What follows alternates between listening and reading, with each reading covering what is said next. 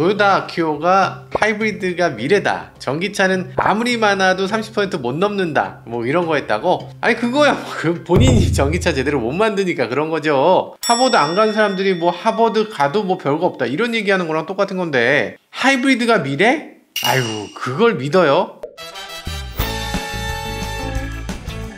네, 안녕하세요. 모카 김한용입니다. 최근 너무 답답한 일들이 많습니다. 이 전기차는 갑자기 안 된다, 뭐 이런 엉뚱한 소리만 나오고, 일본 도요타 자동차 회장 도요타 아키오가 전기차가 아니라 하이브리드가 답이다, 뭐 이렇게 얘기하니까 갑자기 그 말이 맞다, 현대차가 뭘 몰라서 전기차 잘못 만들었나? 이렇게 언론 보도가 주르륵 이어지기도 하고, 그리고 뭐 이런 얘기도 있습니다. 뭐 현대차 그룹이 전기차 목표 판매량 리셋한다? 우리나라는 원래 스마트한 나라잖아요. 미래를 좀 준비하고 미래에 앞장서는 나라 아니었어요? 근데 대체 왜 이렇게 된 건가? 아마도 이 왜곡된 정보가 많아서 그런 것 같기도 합니다. 그래서 오늘은 왜 하이브리드는 답이 아니고 대한민국이 현대차가 왜 전기차로 가야만 하는지, 그리고 뿐만 아니라 그 목표를 왜 더 가속화해야 하는지도 살펴보도록 하겠습니다. 한 20년 동안 도요타를 봤을 때 그동안 도요타는 좀 그래도 착한 기업인지는 모르겠지만 착한 척은 적어도 하는 기업이었어요.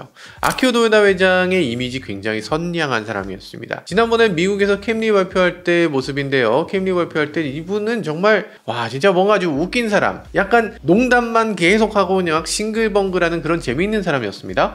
근데 요즘 아키오 도요타를 보면 좀 흑화됐어요. 뭔가 멘트가 강합니다. 갑자기 요번에 일본 정부를 상대로 강자를 때리면 일본을 떠날지도 몰라요? 이런 식으로 갑자기 으름장을 놓습니다. 자기가 잘못한 건데 갑자기 이렇게 하나? 일단 굉장히 강한 멘트고요. 그리고 도요타가 수소엔진 개발하면 배터리 기반 전기차 시장 끝난다, 뭐 이런 식의 멘트까지 하기도 하고, 최근 보면 더 엉뚱한 얘기들을 막 합니다. 드디어 전기차 수요가 둔화됐어요. 사람들이 마침내 현실을 보고 있습니다. 내 말을 듣길 잘했지, 내 말이 맞았다, 이러면서 큰소리 땅땅 친다는 얘기입니다. 사실 뭐 미국 전기차 매년 더 팔리고 있는 거 아시죠? 2024년 상반기에는 작년에 비해서 배터리 전기차가 11.3% 늘었습니다. 11% 정도 증가했으면 판매량 엄청 증가한 거지. 그러니까 작년은 늘긴 늘었는데 재작년에 비해서 작년은 60%나 증가했어요. 그러니까 작년은 뭐 10% 늘었으니까 뭐 늘긴 는 건데 전년에 비해서는 덜 늘었다, 요 얘기예요. 증가세가 줄었다는 건 그런 뜻이죠. 아니 북미에서 지금 11% 늘었고 세계에서 25% 늘었어요. 근데 도요타는 지금 그만큼 늘었습니까? 도요타 세계에서 7% 늘었구만. 아니 뭐 늘긴 늘었네. 근데 지금 7% 는 사람이 지금 25% 늘어난 전기차를 보고서 수요 둔화네요, 이게 말이 되나? 이분 멘트는 뭔가 이상하시다, 이런 생각이 들어요. 그리고 올 초에는 이런 말씀도 하셨습니다. 순수 전기차는 결코 시장을 지배하지 못한다. 아무리 시간이 가도 많아야 30% 정도 달성할 거다,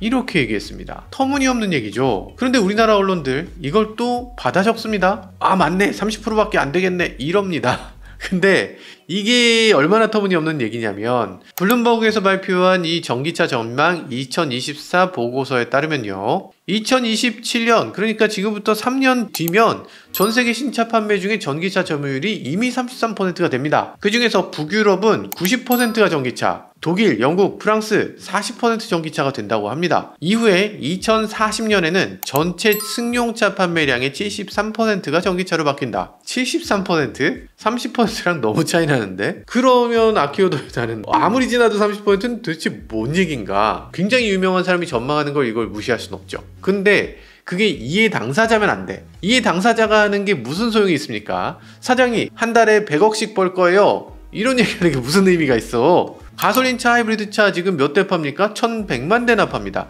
세계에서 압도적인 1등입니다. 근데 전기차에서 보면 세계 16등. 뭐 현대차하고 비교할 바도 아니고 그냥 이름하는 모든 차보다 제일 못 팔아요. 도요타가 파는 모든 차 중에 전기차의 비중은 1%도 안 됩니다. 0. 몇 %야. 근데 이런 상황에서 도요타 회장이 앞으로 전기차 시대가 됩니다, 우리는 망할 거예요, 이렇게 얘기할까? 당연히 아니죠. 그러니까 턱도 없는 얘기를 그냥 하는 겁니다. 지금 게다가 도요타 회장은 이렇게 얘기합니다. 하이브리드가 진정한 친환경이다 라고 얘기해요. 아니 거기서 이산화탄소 나오는데 어떻게 친환경입니까? 라고 얘기하면 이렇게 얘기합니다. 아니 전기차 판매 대수는 얼마 안 되니까 어차피 못 팔 거니까 가솔린 대신에 하이브리드로 전환하는 것만으로도 배출가스를 줄일 수 있지 않느냐, 이렇게 얘기를 하는 겁니다. 애초에 전기차는 못 팔 거라고 정해놓고 그 다음에 그거 어차피 못 팔 거니까 그 대신에 하이브리드로 전환해야지 라고 얘기하는 거, 이거야말로 궤변이죠. 그럼에도 도요타 키오의 주장은 사실과 상당히 다릅니다. 하이브리드는 답이 아니에요. 왜냐하면 지금 도요타 키오는 하이브리드가 뭔가 새로운 기술이라는 것처럼 얘기를 하고 있지만 사실 하이브리드의 이산화탄소 배출량은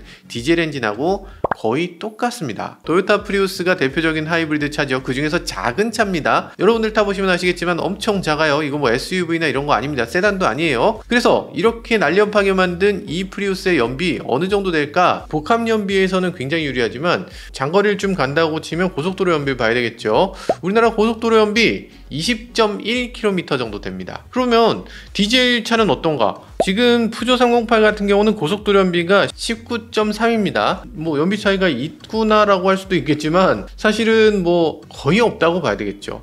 그러면 지금 디젤 차가 하이브리드하고 연비가 거의 같다, 이렇게 되면 이 디젤 차도 친환경이라고 해야 됩니까? 당연히 아니죠. 그럼 우리나라의 하이브리드 차는 어떨까? 우리나라에서 가장 많이 팔린 하이브리드 차는 뭐예요? 소렌토 하이브리드입니다.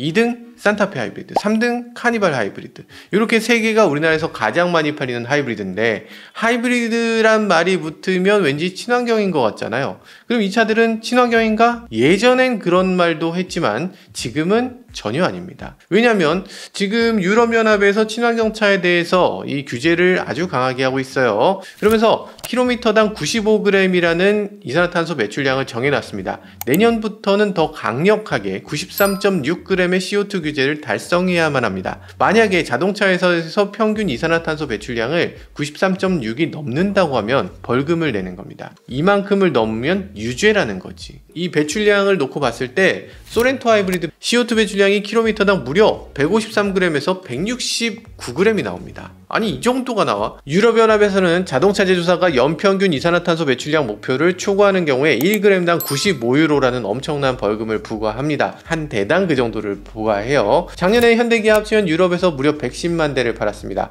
만약에 이걸 소렌토 하이브리드, 산타페 하이브리드로만 팔았다 라고 하면 이 벌금은 74 곱하기 110만 대 곱하기 95유로가 돼요. 그러니까 무려 77억 유로가 됩니다. 우리 돈으로 11조 원. 벌금만 11조를 내야 됩니다. 11조를 어떻게 내? 작년 기아 영업이익이 11조였어요. 1년 내내 벌어들인 돈 다 갖다 줘야 되는 수준입니다. 말이 되나? 물론 그렇게 팔진 않죠. 현대기아도 미리 생각을 했습니다. 그래서 유럽에 팔 때 소렌토, 산타페 하이브리드 이런 것들을 팔지 않아요. 그걸 좀 줄입니다. 그리고 대신에 소형차도 많이 팔고 전기차도 어느 정도 섞어 팔면서 평균 CO2 배출량을 낮췄죠. 그래서 106.6g으로 낮췄습니다.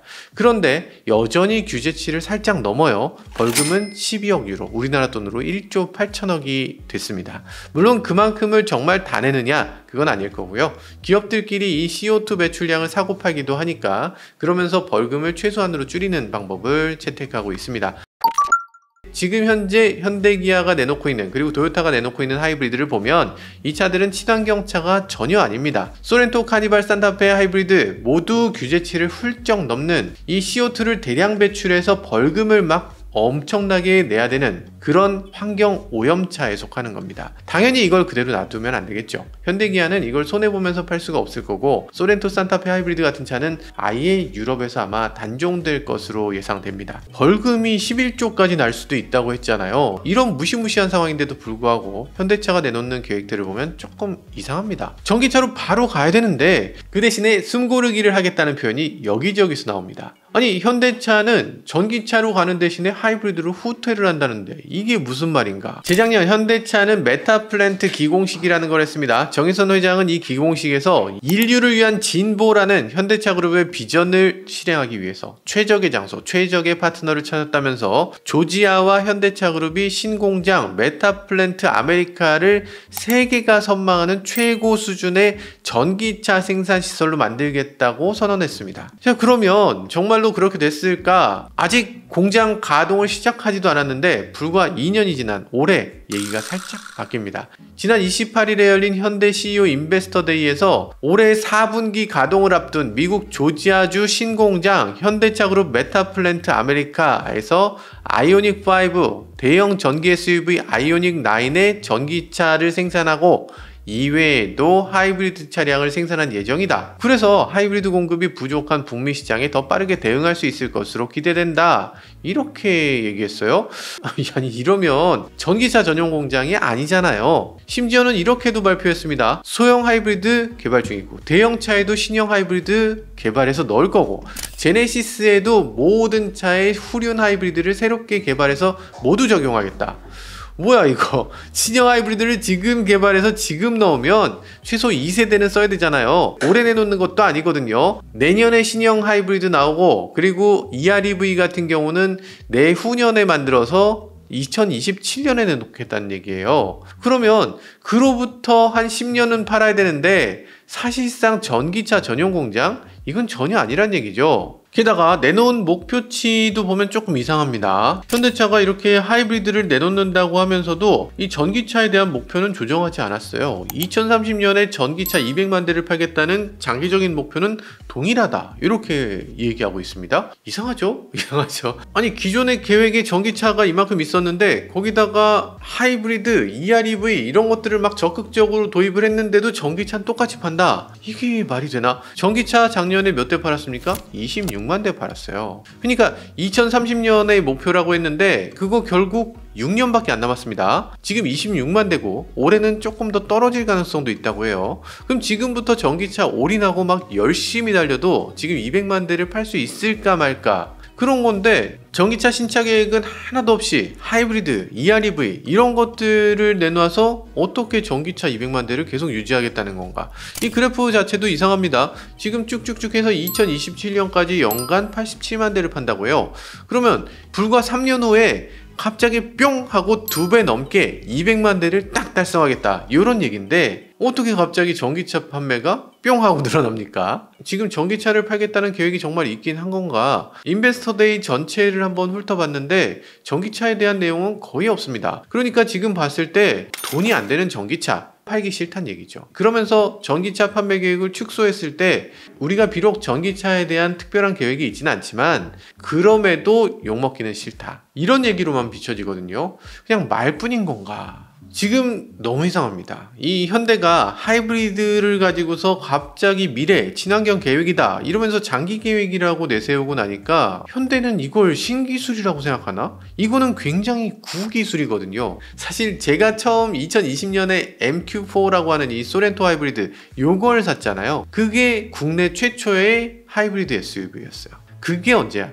이 4년밖에 안 됐습니다. 그리고 산타페에 도입된 것도 3년밖에 안 됐어. 아직도 신차죠. 아직도 하이브리드는 신기술로 느껴지는 셈이고 뭔가 새로운 것 같고 인기도 상당히 많습니다. 반면에 도요타는 어떤가? 도요타는 지금 하이브리드가 27년 됐습니다. 모터가 2개, 유성기어 하나, 이 구성으로 만들어서 지금 후륜에다가 전기 모터 넣는 E4까지 도입하고 나서 지금 더 이상 기술 개발 정말 아무것도 없죠. 연비 오히려 하락합니다. 그 얘기는 뭐다? 도요타는 이렇게 큰 소리 땅땅 치는 이런 말하고는 다르게 하이브리드를 더 이상 개발 안 한다는 겁니다. 옛날 기술로 보고 이제 끝물이다, 이렇게 보고 있는 상황인 거예요. 만약에 하이브리드가 정말로 미래 기술이면 도요타가 하이브리드를 가지고 뭐 지지고 볶고 뭐라도 내놨겠지. 그런 거 하나도 없습니다. 그러니까 뭐예요? 현대기아 그리고 대한민국은 지금 하이브리드 시작이 너무 늦은 겁니다. 이제서야 나왔으니까 이게 신기술이라고 느끼는데 그게 뒤늦게 인기를 끌면서 이게 새로 나온 기술인가 보다, 하이브리드가 미래인가 보다, 이렇게 잘못 생각하고 있는 겁니다. 그건 사실이 아닌 거죠. 하이브리드는 정말 일시적인 낡은 기술이고 얼마 지 않아 사라져야 될 기술입니다.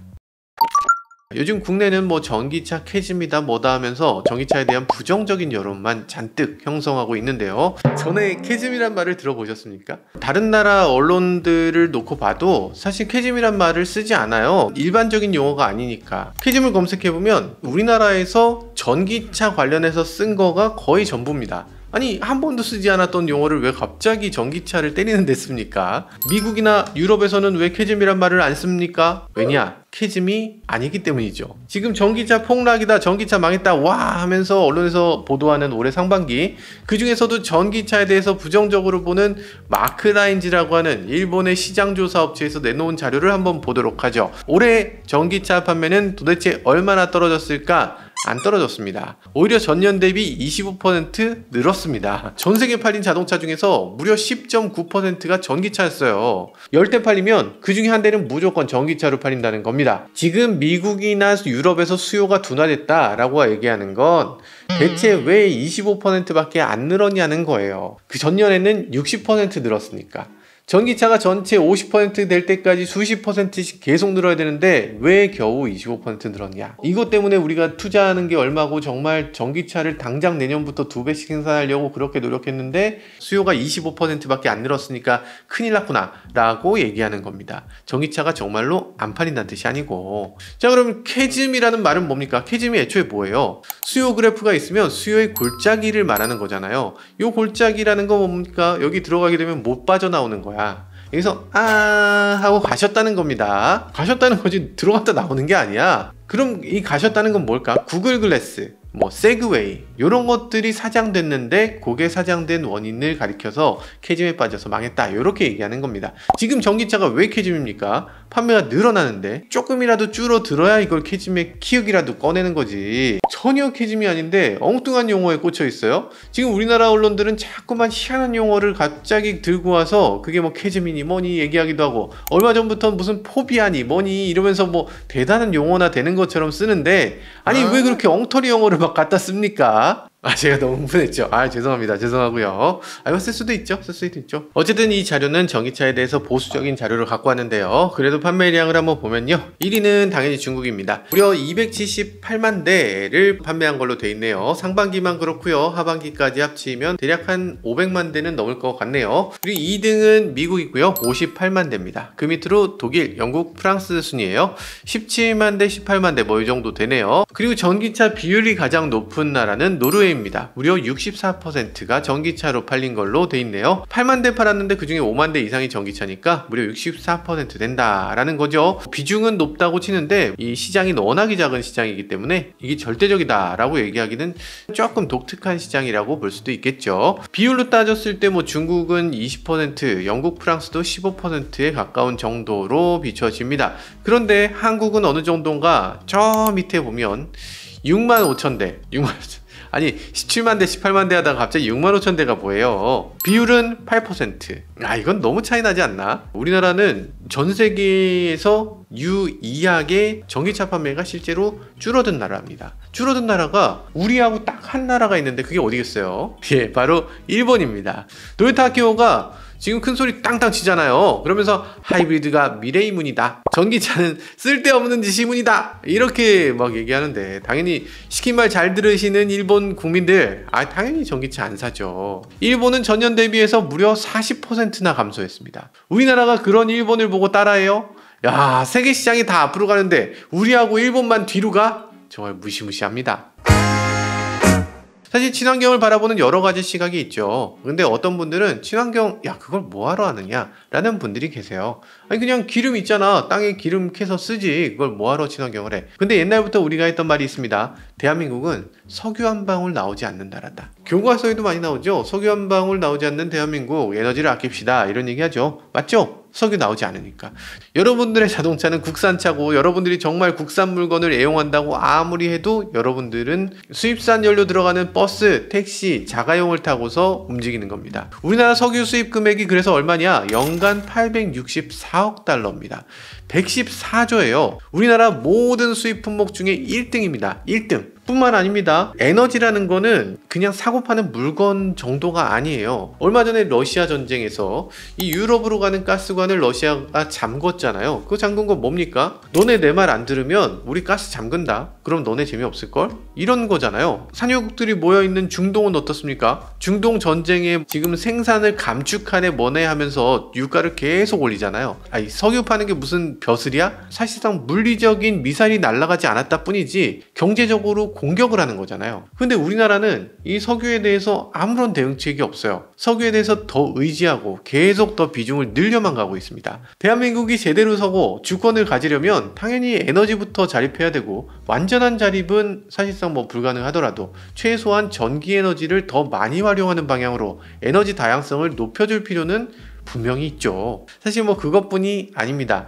경제적으로 봐도 전기차는 기회예요. 현대차 지금 보세요. 세계 3위 자동차 제조사입니다. 놀라운 일이죠. 1위는 도요타, 2위는 폭스바겐, 3위가 현대기아고, 그리고 3위에서 2위를 넘보고 있습니다. 놀라운 일이죠. 단군 할아버지가 한반도에 자리 잡고 나서 지금 전 세계에 이렇게까지 빛났던 적은 없었던 것 같아. 사실 저는 80년대 대한민국도 경험했고 지금의 대한민국도 경험하고 있잖아요. 근데 80년대하고 지금을 비교하면 지금 대한민국은 너무나 자랑스럽고 가끔 이렇게까지 발전했다는 게 믿어지지도 않고 그럴 정도입니다. 근데 어떤 면에서는 또 반대예요. 80년대 우리나라는 어땠나? 우리나라는 기술 낙관주의가 아주 대단했습니다. 한국 사람들이 전 세계에서 제일 똑똑해, 이런 말을 그냥 입에 달고 살았어. 그리고 실제로 80년대 90년대 우리나라 자동차 기술 엄청나게 빠르게 발전했죠. 2000년대는 거의 해외에 있는 자동차들하고 대등했어요. 이제는 뭐 미국 자동차는 이제 넘었다, 이런 얘기가 나왔죠. 그런데 정말 아쉬웠던 건 우리가 아무리 잘해도 이 마지막 격차를 극복하지 못하는 거, 그게 제일 아쉬웠습니다. 현대 역사가 한 그때 40년이나 됐을까? 근데 저쪽은 100년 역사야. 그러니까 이게 시작점이 워낙 다릅니다. 당연히 따라갈 수가 없지. 그렇지만 지금 전기차 시대, 이건 우리에게 기회입니다. 지금은 뭐 독일이건 미국이건 중국이건 다 똑같은 지점에서 똑같이 출발하는 거예요. 게다가 우리나라는 여러 가지 장점이 있잖아요. K배터리라고 하는 배터리 3사, LG엔솔, SK온, 삼성 SDI도 우리는 갖고 있잖아요. 주어진 환경도 좋고, 현대차도 이제 좋은 전기차를 만들 수 있다는 기술적인 능력도 많이 보여줬습니다.